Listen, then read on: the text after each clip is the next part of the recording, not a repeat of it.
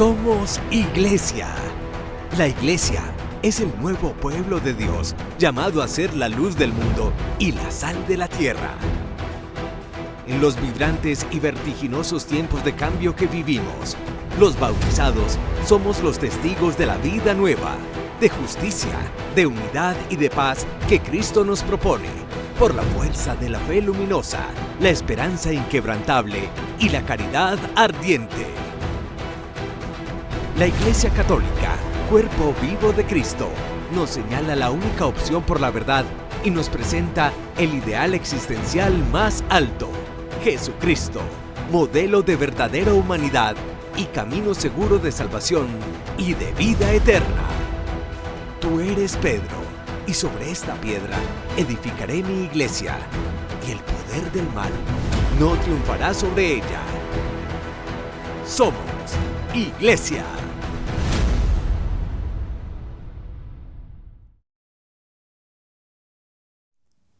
Un cálido saludo para todos ustedes, con todo el cariño y la admiración que nos despierta el Papa Francisco.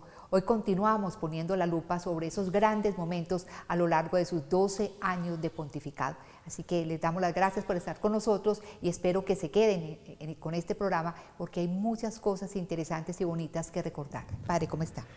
Bien, Miriam, y muy pendientes de la salud del Santo Padre, y a todos los que se van conectando a esta hora con nosotros en YouTube y en Facebook Live a través del canal personal Carlos Yepes o Amén Comunicaciones, seguir ese minuto a minuto de la salud del Santo Padre. Y este programa es sobre todo un homenaje a esos grandes momentos en la vida de un hombre que ha marcado por 12 años a la Iglesia en tiempos complejos, en tiempos de cambio, pero que entendemos que ha sido un hombre profético y que ha estado en el designio de Dios para este momento que vive la Iglesia. Por allá en el año 2017, el Papa cumplió con muchos eventos, con muchas citas, con muchos viajes. Estuvo en Chile, estuvo en Perú, en fin, hizo muchas cosas. Pero nosotros nos vamos a enfocar en un viaje que particularmente nos alegró muchísimo a todos nosotros, los colombianos. Por eso veamos imágenes de lo que fue ese viaje a Colombia. El mes de septiembre será recordado por el viaje del Papa a Colombia. Durante algo menos de 5 días, visitó 4 ciudades para impulsar la reconciliación del país tras más de 50 años de conflicto. Confiamos en que su visita abra el corazón y las mentes de los colombianos a la paz que viene de Dios y habita en el alma de los hombres. Y quise venir hasta aquí para decirles que no están solos, que somos muchos los que queremos acompañarlos en este paso. Que este esfuerzo nos haga huir de toda tentación de venganza y búsqueda de intereses solo particulares y a corto plazo. Quizá el momento más intenso de su viaje fue este encuentro por la reconciliación nacional en el que participaron víctimas y exguerrilleros. Fue en una zona golpeada por la violencia de la guerrilla, Villavicencio. Tenemos que romper esa cadena que se presenta como ineludible, y eso solo es posible con el perdón y la reconciliación concreta. Colombia, abre tu corazón de pueblo de Dios, déjate reconciliar. En esa misma ciudad, el Papa beatificó a 2 mártires que fueron asesinados, pero que perdonaron a quienes les iban a matar. Cuando vencen esta comprensible tentación de la venganza, se convierten en los protagonistas más creíbles de los procesos de construcción de la paz. Es necesario que algunos se animen a dar el primer paso en tal dirección, sin esperar a que lo hagan los otros.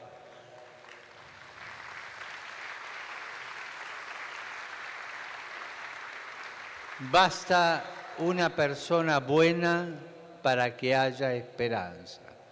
Francisco también viajó a Medellín. En la ciudad de los rascacielos, celebró una misa para miles de personas y visitó un hogar para niños huérfanos. La última etapa fue en Cartagena, donde tuvo un pequeño percance mientras visitaba una zona desfavorecida de la ciudad.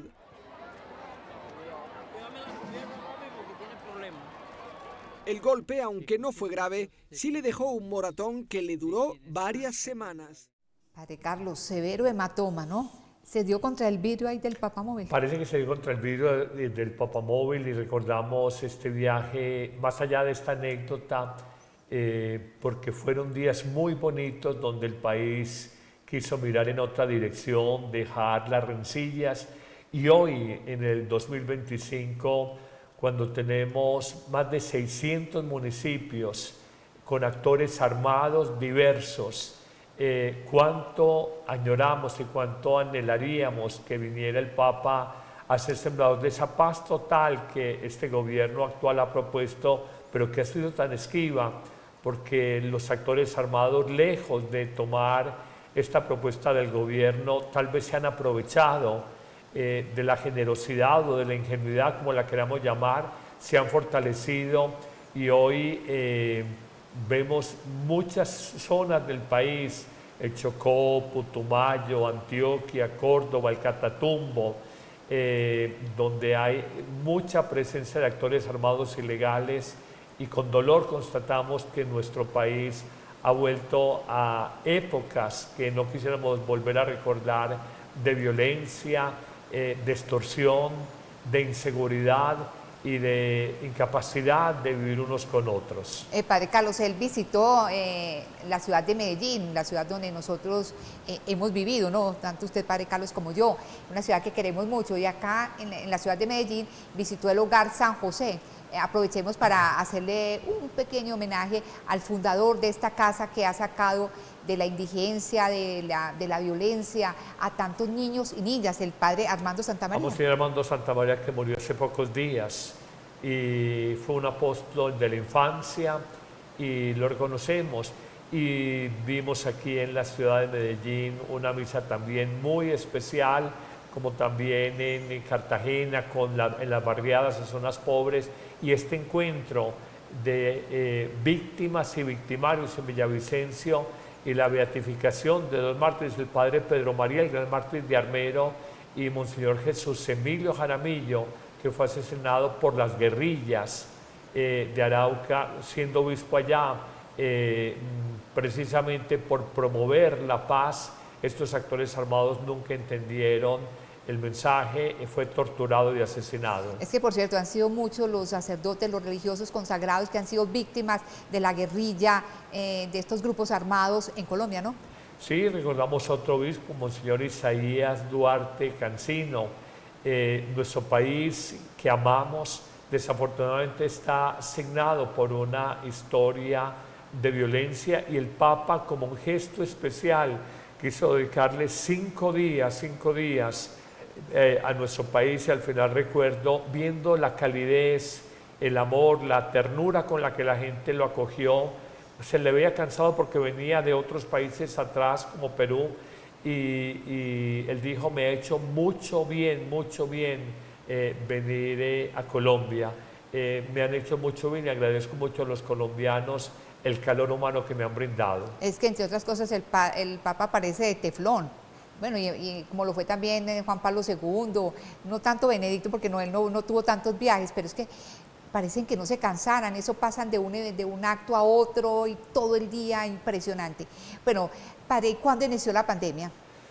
La pandemia empieza en febrero del año 2020 en Europa, empieza en marzo en América Latina, y fue una prueba de fuego para el pontificado, porque tuvimos 2 Pascuas, la de 2020 y 2021, donde contemplamos una imagen inédita para esta generación, y era ver en la plena celebración de la Pascua cristiana, ver la plaza de San Pedro vacía y el Papa Francisco en solitario. Exactamente, este es otro momento muy emotivo que nos ha dejado el pontificado del Papa Francisco. No es una imagen típica de San Pedro.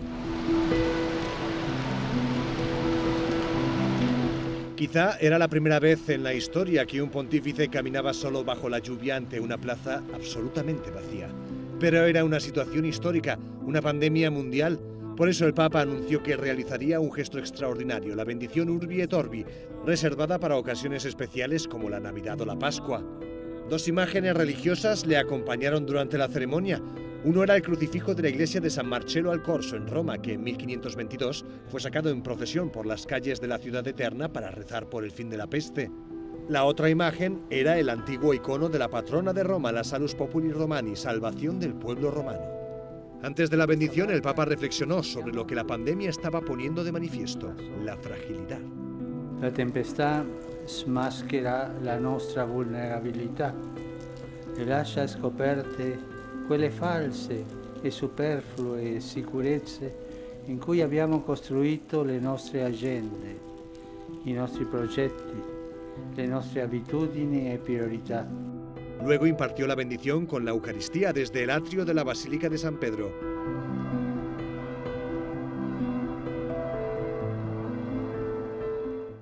Unas imágenes preciosas. Padre Carlos, para esta época de la pandemia, en esta época de la pandemia, muchos sacerdotes se quejaban de que la gente dejó de asistir a la Eucaristía, pero yo pienso que si bien un sector de la población de los católicos dejó de ir a los templos porque no podían, también hubo una gran cantidad de personas que se acercaron a la fe a través de la televisión. La tecnología nos sirvió para esto. Efectivamente, tuvo sus pros y sus contras y fue un despertar digital, porque muchísimas parroquias en el mundo entero empezaron a transmitir en redes sociales la Eucaristía y algún otro grupo de oración o grupo bíblico, una reflexión diaria de los sacerdotes párrocos en el mundo. Y recordamos mucho que la misa que el Papa celebraba cada mañana en la Casa Santa Marta tenía cientos de miles de vistas o visitas o visualizaciones. Y ya cuando la pandemia fue cediendo un poco, el Papa entendió que era el momento de que no se centrara toda la fe solamente allá en la capilla de la Casa Santa Marta y en la figura del Papa, que era el celebrante, sino que la gente volviera como a sus parroquias. Desafortunadamente trajo también un contra, y es que la gente se volvió un poco más cómoda, quedó en modo pandemia y muchos decidieron seguir celebrando la Eucaristía simplemente a través de redes sociales.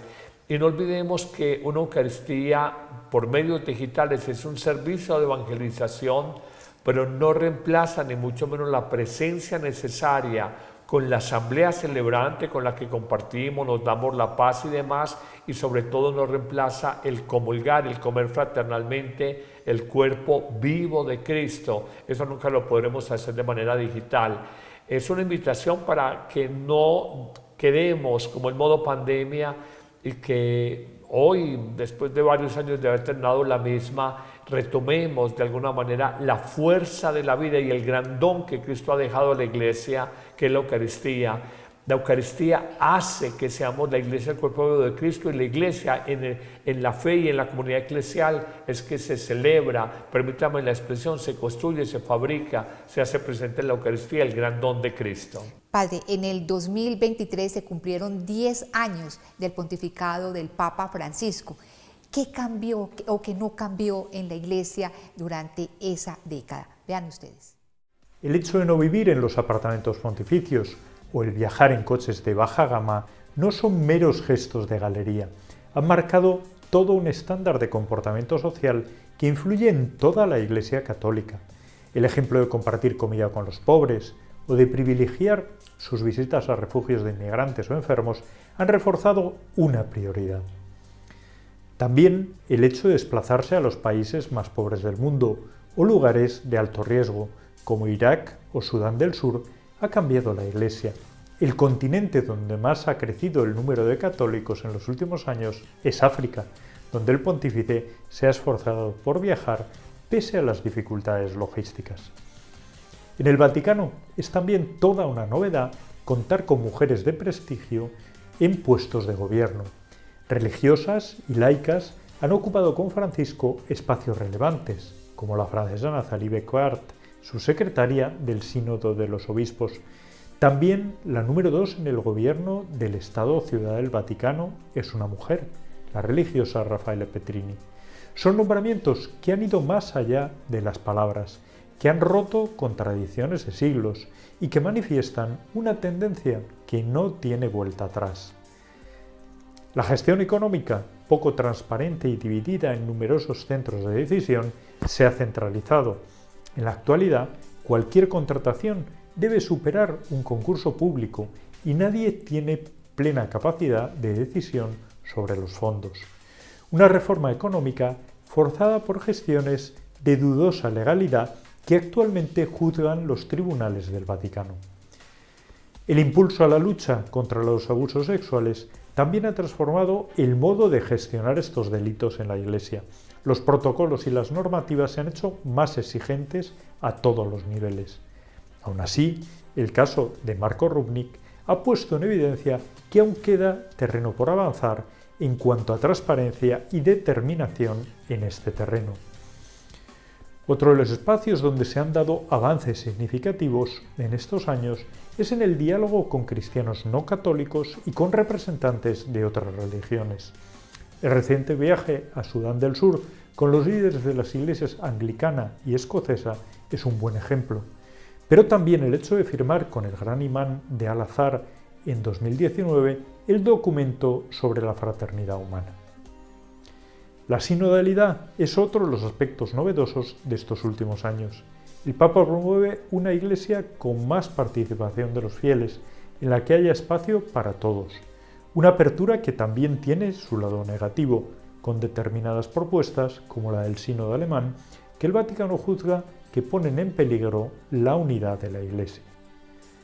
Y entre los desafíos de futuro está la descristianización de Europa, un problema que no solo afecta a la Iglesia Católica. El Papa ha impulsado la conexión con los jóvenes, con el objetivo de contrarrestar una sociedad que en ocasiones ni se plantea la existencia de Dios.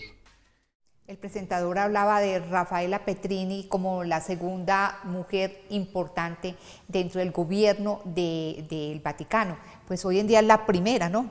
En estos días acaba de ser nombrada como la directora del gobierno. Sí, yo creo que ha sido una muy buena síntesis de los cambios que se han dado en la Iglesia, más allá de lo tecnológico. La oficina misma de comunicaciones del Vaticano ha descubierto la importancia del mundo digital y de las redes, y en esto han impulsado muchísimo, pero es el papel más protagónico de la mujer, con esa mirada tan especial y única de la mujer en temas eclesiales, en temas administrativos, en temas pastorales.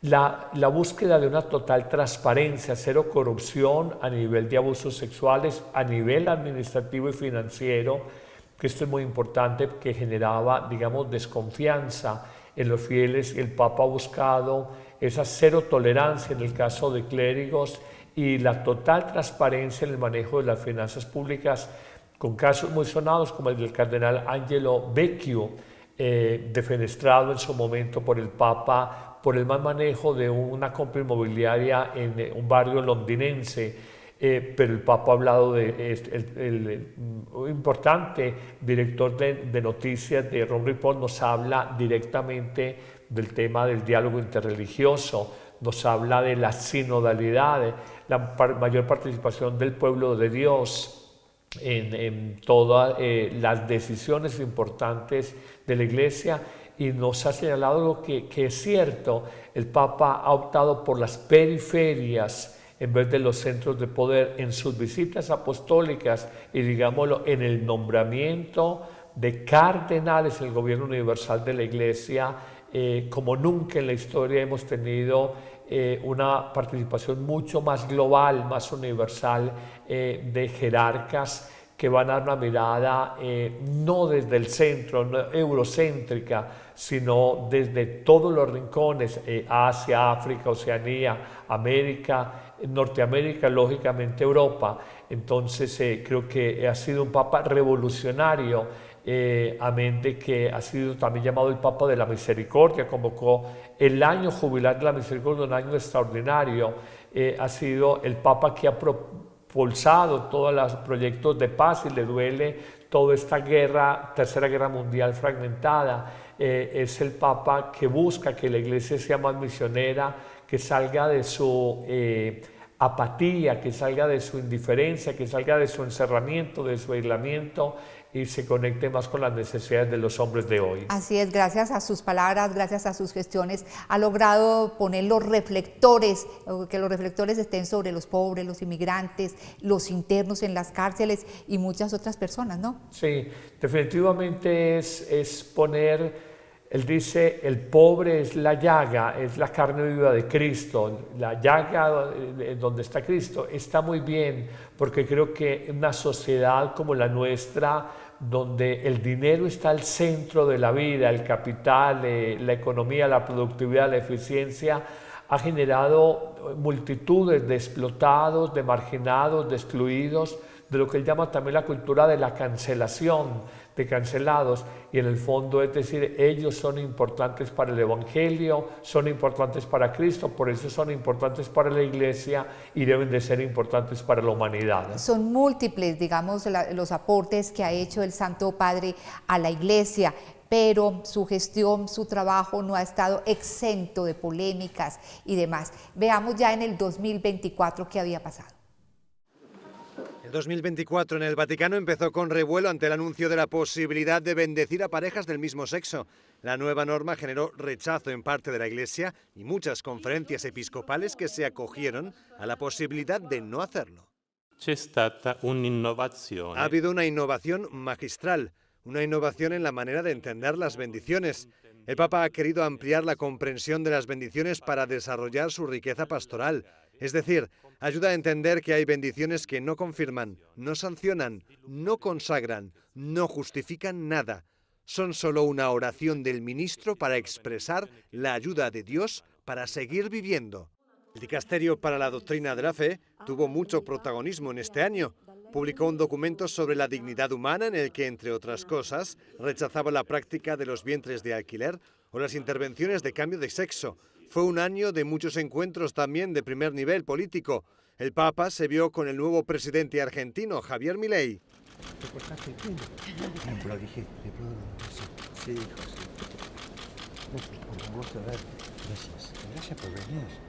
Y también participó en el G7 que tuvo lugar en Italia. Fue la primera vez que un pontífice participó en esas reuniones como invitado. Allí se vio con Biden y Zelensky.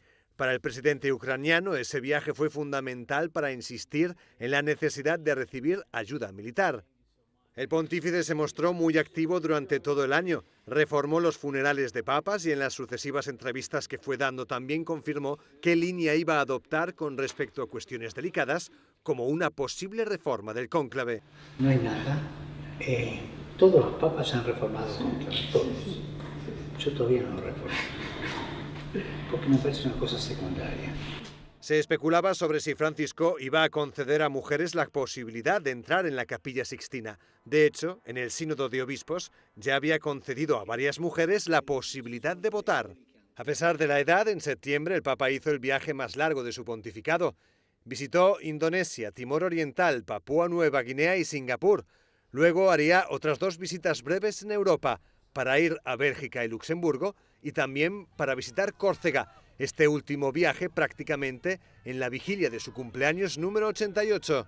Sus llamamientos por la paz fueron constantes, sobre todo en Ucrania y Oriente Medio, tanto desde el inicio como al final de año. In questo Natale, inizio dell'anno giubilare, invito ogni persona, ogni popolo e nazione ad avere il coraggio di varcare la porta, a farsi pellegrini di speranza, a far tacere le armi, e superare le divisioni. Aunque la última gran imagen del 2024 del Vaticano fue esta, la apertura de la Puerta Santa, un evento espiritual de gran importancia para la Iglesia. Bueno, él abrió la puerta santa para la Iglesia. Esperemos que no se cierre la puerta de la vida para él. ¿Qué opina, Padre Carlos? Que fue un año polémico, tú lo has compartido, en algún momento lo hemos hablado, ese famoso documento Fiducia Supplicans, sacado por el Dicasterio para la Congregación para la Doctrina de la Fe, que preside el cardenal Víctor Manuel Fernández, el Tucho Fernández, compatriota del Papa, no fue de buen recibo, hay que decirlo. Algunos lo tomaron como mala interpretación, otros lo tomaron como una salida en falso. Las conferencias episcopales de África cerraron filas y dijeron: por nuestra cultura no podemos aceptar la bendición de parejas del mismo sexo, culturalmente no estamos preparados para eso, y otros países empezaron también a mostrar reticencia. Esto llevó prácticamente a que el cardenal prontamente, permítame la expresión, reculara y decir: no se trata de una bendición, se trata de una oración, pero en el fondo al principio se había dicho bendición, entonces creo que fue una salida en falso que no fue bien entendida, y también prontamente salió este documento Dignitas Infinita, la dignidad infinita del ser humano, donde se vuelve a retomar la línea más pura de la defensa de la vida, rechazar los vientres de alquiler, defender la vida frente al aborto, y esto fue de buen recibo. Han sido salidas, digamos, que generaron cierto desgaste innecesario en un papa carismático y que llevó a muchos católicos a mirar con cierto recelo este tipo de posturas. Y tenemos que recordar Vox Populi, Vox Dei, la voz del pueblo, la voz de Dios, y a veces el pueblo de Dios sabe interpretar mejor el sentido de fe que un prefecto de una congregación. Padre, también hubo polémica, usted me corrige si me estoy equivocada, que dijo que Dios era el mismo para todas las religiones. En este acercamiento, digamos, con un diálogo interreligioso, con religiones históricas, el mundo islámico, el mundo judío, la gente hasta entiende esto. Recordamos que cuando era cardenal y arzobispo en Buenos Aires, él tenía un programa de televisión con un rabino, Abraham Escorca, y la gente lo disfrutaba, no sé si era el canal 47 en Argentina, y veían esto bien. Lo que no se entendió también, digamos, este diálogo con religiones naturalistas, el sínodo de la Amazonía empezó a generar ciertas incomodidades en algunos sectores de la iglesia, donde decían: entonces Dios no lo podemos reducir a la Pachamama, la madre naturaleza. El misterio de Dios no se agota simplemente en un naturalismo, esto o algún tipo de rituales en los jardines vaticanos. Este sínodo de la Amazonía, buscando el Papa abrir la mentalidad de la Iglesia, algunos sectores lo valoraron, inclusive hablaron del diaconado femenino, otros sectores dijeron definitivamente está rompiendo con la tradición más pura de 2000 años de cristianismo. Y si bien el dogma debe evolucionar, la esencia del dogma no se puede traicionar. Amén de que en este camino sinodal, como también hemos visto, la conferencia episcopal alemana, con un carácter muy nacionalista y muy independiente, empezó a tomar o adoptar actitudes de orden moral, inclusive de orden de gobierno, de decir: en la diócesis va a haber un comité sinodal que va a tener una importancia no solamente de participación, sino de voz y voto. Y esto empezó a generar una atención. El Papa les escribió varias cartas a los obispos alemanes diciendo: caminemos sinodalmente, pero todos juntos. Y algunos le decían: mire, es víctima de su propio invento, mire la sinodalidad donde lo ha llevado. Creo que es importante la participación del pueblo de Dios, pero hay que saber entender también que hay una sabiduría bimilenaria que no se puede dejar atrás y no se puede cortar de un tajo. Bueno, habría mucho por hablar, muchas notas por presentarles, pero bueno, de pronto más adelante con la ayuda del Señor. Por lo pronto vamos a cerrar este especial mirando cuál es el legado que el Papa Francisco va a dejar a la comunidad jesuita a la cual pertenece. El cardenal Jorge Mario Bergoglio sorprendió al mundo cuando se convirtió en el Papa Francisco. Algunos de los más sorprendidos fueron los miembros de su propia orden religiosa, la Compañía de Jesús. James Martin, un jesuita americano, recuerda cómo vivió ese momento. Nunca antes hubo un papa jesuita, por eso nos sentimos tan confusos y emocionados. Como sabes, a veces a los jesuitas se les ha mirado con sospecha en el Vaticano, así que fue como un nubarrón que se despejaba. James Martin es uno de los editores de America Magazine. Además, es un autor muy conocido en Estados Unidos y su último libro se titula Las 7 últimas palabras. Dice que la espiritualidad jesuita del Papa se manifiesta muy claramente a través de su libertad. No siente la necesidad de continuar tradiciones que piensa que no son importantes. Por ejemplo, decidió no vivir en el Palacio Apostólico, no lleva zapatos rojos, no usa un gran coche. Son cosas que siente que no son importantes, así que se libera de ellas. Es un rasgo muy jesuita. Según James Martin, este pontificado está provocando una oleada de nuevas vocaciones de jesuitas, pero eso no es todo lo que Francisco ha hecho por la Compañía de Jesús. Uno de los efectos duraderos del papado de Francisco en los jesuitas es que ya no serán mirados con sospecha por otros de la Iglesia. Las personas han visto lo que es un jesuita, lo que hace un jesuita y cómo actúa. Creo que es un momento especial para los jesuitas después de 450 años. El Papa no solo ha conseguido poner a los jesuitas de moda, sino que está imprimiendo parte de su estilo en el pontificado. Por eso James Martin espera que los futuros papas también vivan la pobreza y la libertad como el Papa Francisco. Bueno, le ha hecho un bien a la Compañía de Jesús el pontificado del Papa Francisco. Entendiendo que el padre James Martin es un sacerdote muy, pero muy controvertido por sus posturas, sobre todo en temas de moral sexual, en la iglesia americana y en el mundo. Creo que con seguridad la comunidad jesuítica habrá crecido en vocaciones teniendo un papa que es un líder y es un gran comunicador, pero también tenemos que reconocer que uno de los votos de los jesuitas, el famoso cuarto voto de la obediencia al Papa, y en esa obediencia al Papa está también como cierta línea de tradición con lo no de ruptura con lo que ha sido el magisterio histórico, de manera que en esto hay mucha tela para cortar. Y valoramos, digamos, que la Compañía de Jesús ha dado un gran nombre a la Iglesia en el papado en este momento de la historia, pero también tendremos que esperar a que pasen los años y que a distancia, con cierta distancia histórica, miremos qué fue lo mejor y que habrán cosas que hay que desechar, que tal vez no eran para tomar para la Iglesia. ¿Cuál para usted ha sido la mayor realización del Papa Francisco? Una iglesia en salida, una iglesia que nos ha sacudido, nos ha pellizcado y nos ha dicho: no pueden seguir como están, el mundo hoy no los lee, no los interpreta, no los entiende.